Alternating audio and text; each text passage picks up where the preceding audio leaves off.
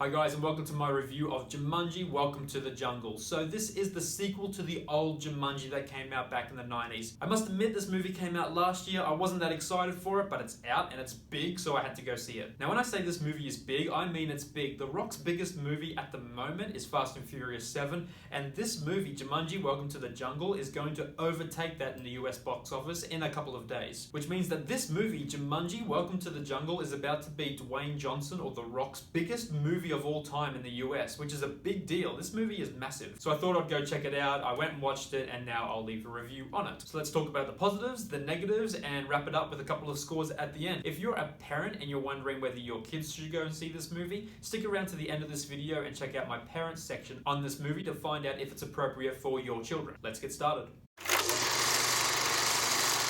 So Jumanji, Welcome to the Jungle is the loose sequel from the 1990s movie Jumanji. That Jumanji was a classic. It starred Robin Williams. Everyone loved that movie. It's faded a little bit over time, but people still seem to love it a lot. So now we have the new Jumanji, which is over 20 years since the last movie came out. This one stars Dwayne Johnson, aka The Rock. You might know this guy from Fast and Furious, from San Andreas. You might know him from the voice of Moana. Like I said before, this movie is going to be bigger than all of those movies. This one also stars Kevin Hart. Kevin Hart and The Rock have done another movie together.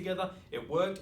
This one they've come together again. This one also stars Karen Gillan, who you might remember or might not notice from Guardians of the Galaxy. And of course, the other main character is Jack Black. Now in the previous Jumanji, as you all know, Robin Williams, when he was younger, he went into the board game. He was there for a long time. He finally came back when two new kids in the 90s started playing the board game. He was in the jungle for a long time. Now that he's back, he has to help these two new kids finish the board game that he started 30 years earlier. Had to get his old classmate, and they had to finish the game all together as the four of them. They were battling monkeys, battling lions, battling a hunter. They were battling like man-eating vines. That movie was pretty exciting. Now in this one, there's no board game. There is a computer game. So four students come together. They're very different students. They're in detention. They have to do this job that's going to take them a very long time to get through detention. One of them finds an old computer console. They get interested. They plug it in. And next thing you know, all four of them are getting zapped into the game. Suddenly they're in Jumanji, which I assume is the same world that the old Robin Williams or Alan Parrish was in back in the day, and they are presented with a task. Their task, they have to steal a gem from the villain and take that gem back to the mountain where it belongs, call out Jumanji, and at the end of that task, they will come back to the real world, presumably where they left off. Let's start with the positives. The main positive for me for this movie was the cast. The cast was really well put together. The main character is kind of like this small guy who becomes The Rock, Dwayne Johnson, in the computer game, so naturally he has the strength that he's not used to.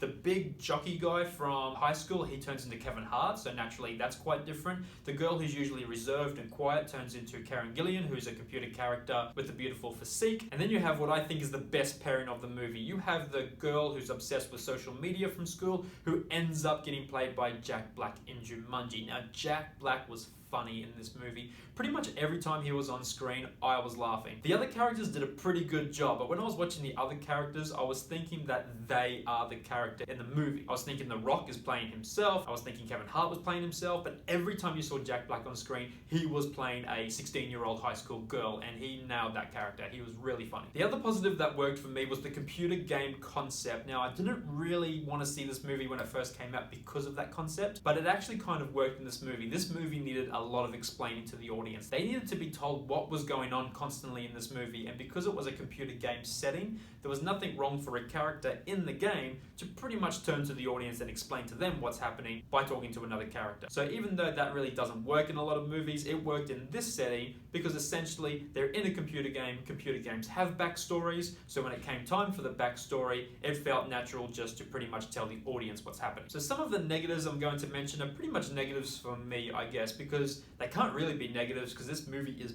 massive. The first negative for me was that Jumanji for me always felt like a kid's movie. It felt like it was for 8 and 10-year-olds and people who are a little bit older. This movie was clearly targeted towards teenagers. The youngest actor in this movie, I think, was 20 years old. So that's quite different from the first movie. The first movie, the two main characters were around 8 and 10, other than Robin Williams. This movie focused around high school students with high school problems. So for me, it kind of felt strange that an 8 or 10-year-old may want to see this movie and they're sitting in there listening to Teenager Problems. Like I said, this movie is massive, so it must have worked. The other negative for me is that it didn't feel like Jumanji. It felt like just a normal rainforest somewhere in the world. If you think about the first Jumanji, that was scattered with monkeys, there were lions coming out, there were vines that were literally chasing people down the street. There was none of that in this new movie. I didn't see one monkey, there wasn't that many animals, and there was certainly no vines going for people. I personally felt like there was a lost opportunity. The villain in this movie could have been the principal, because when you think about the last movie, the villain represented Alan Parrish's father. So in this one, it would have made sense if the villain was the principal in this movie. The last tiny little negative for me, and it's not a big one, just a small one, was it wasn't really a sequel. It didn't really feel like it tied into the first one. There was one tiny mention of Alan Parrish,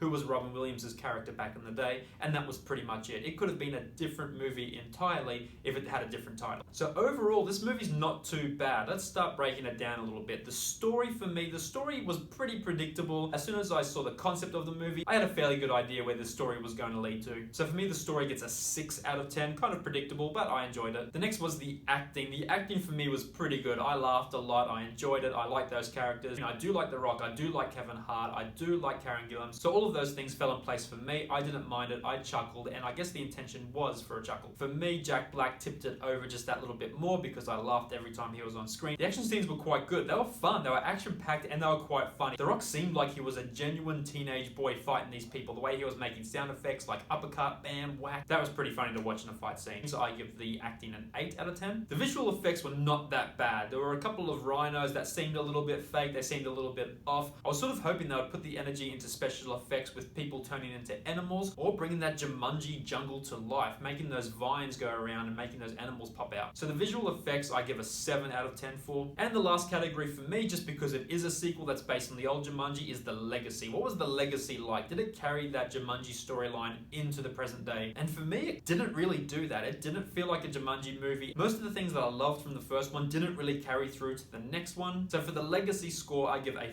4 out of 10. So guys, that's my review of Jumanji Welcome to the Jungle. I hope you enjoyed it. If you've seen it, let me know what you thought. Was I correct? Did I get anything wrong? Do you agree with me? Let me know, and I'll see you for my next review. Okay, parents, like I said in my review, this movie was really targeted to teenagers, I felt. I was going in there thinking I was going to see a movie for 8 and 10-year-olds, so I was pretty surprised at some of the language that I heard.